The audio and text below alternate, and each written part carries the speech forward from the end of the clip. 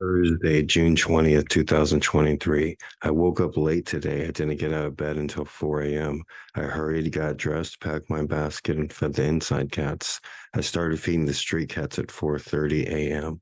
Tropical storm Calvin brought some rain, but not much. Today, I brought 15 cans of pate, 3 cans of tuna, and 2 buckets of dry food.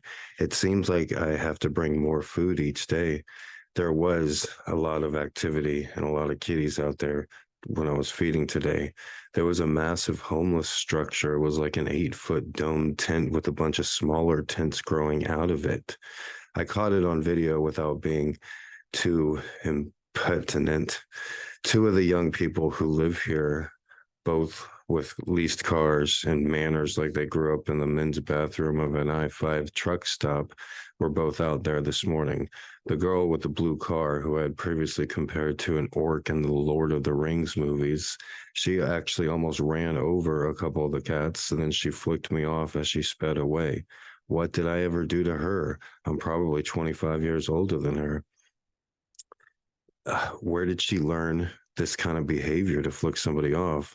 Maybe from her mother, who flicked me off 10 minutes later as her son was giving her a ride to wherever she goes at 5 a.m. every morning.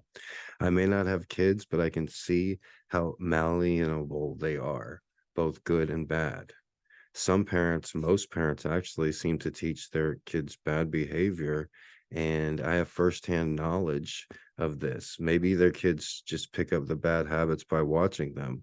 But because I've not only lived here in this building around these young people for 4.5 years, but I also taught some of them as a high school teacher here. And the conclusion I've come up with is that just about all of them are ill-mannered, so much so that it's going to affect them throughout their lives.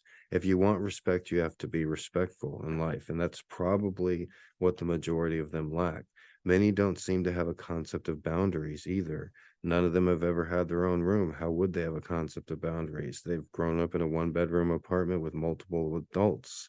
In their mind, the single white male 2 floors up that would never in a million years initiate conversation with any of them. They act as if I'm open season to ridicule and harassment. When you're in a group setting like that with 5 people in a tiny apartment, you're inevitably going to have disagreements between members of the group, especially when you're all sharing one bathroom. But when the group finds a common enemy, an outsider, i.e., me, it helps if the outsider is different or looks different from the group. Once they have a common enemy, they have something that they can bond over. Their dislike, no matter how trivial or baseless, creates brief unity in the group setting, and it distracts them from the reality that they are living in an unnatural and unusual environment by having so many adults in their apartment. I live in my apartment of the exact same size by myself, and just my existence reminds them of their own absurd behavior of, denial ain't just a river in Egypt. And that's where the absurd behavior of flicking your neighbor off who's just minding his own business, feeding street cats, comes in.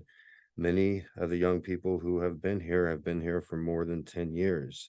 The street cats were here when I got here. Maybe the cats were once theirs and they're the ones who abandoned them. Either way, they had seen these cats, their whole lives, and not once did them or their parents think to help the cats. Most parents here, around here at least, are not raising angels. And the world has a rough way of teaching lessons to young people who don't know no better. My name is Gregory Brandt, aka Mr. G. Thank you for listening.